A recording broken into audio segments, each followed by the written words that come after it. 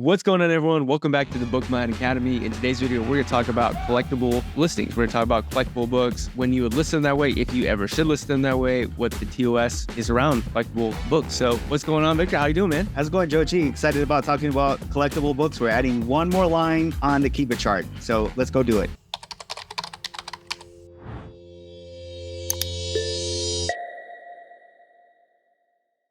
All right, so we're over here on the BookMine dashboard, and sometimes when you're looking at books, you'll notice on the Keep It graph that there is not just maybe Amazon selling the book or a third party selling it. There's actually a light blue or even a gray line here, right, Victor? There's a ton of different options on there, but one of them is collectible. Yeah, one of them is collectible, and if you click the little toggle button, if there are any collectible copies available, they'll show up here, and you'll see the pricing over time, just like we showed you with the used price, the third party new price, the Amazon price. You can kind of use your cursor and hover over that. Now, one thing that's always good to remember is that technically they are different listings, right? There's a difference between a book that's listed in used condition versus collectible condition. So one thing, Victor, I think we should do is just kind of explain, well, what the heck is a collectible book? So just know that according to Amazon's terms of service, like a collectible book is reasonably be assumed to increase the book's value, right? So first edition, a first printing, signed, inscribed, scare copies, advanced reading copies, and uncorrected proofs of outer print books, right? So Victor, would you say that most people who list books in collectible condition are doing it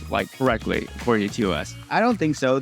Most people who are listing it in collectible condition are doing it because they're trying to get out of the Amazon high price theirs that a lot of people are having to deal with. Absolutely. So just a great example with this one book that we just took a look at. So you can come up here to the filter page and you can come over to collectible. You can see that we have the same seller here with two collectible condition copies, both prime sellers. And then we actually have someone down here that says new, but Amazon won't let me list it as new at this price. So it's now collectible like new. So technically that's against terms of service, right, Victor? Right. But Amazon's got bigger fish to fry, so probably nothing's gonna happen to this person. I mean, they got amazing ratings and so on. But most of the time people don't actually list a book in collectible condition like it should be. They do so, like Victor mentioned, to get around a high pricing error. So later on, we'll definitely talk about high pricing errors. But just know that basically it's a different listing, right? It's not a used copy, it's a collectible copy. And Victor, are collectible copies ever going to show up in the buy box, in the used buy box? Yeah, so collectible copies are definitely like subpar listings. And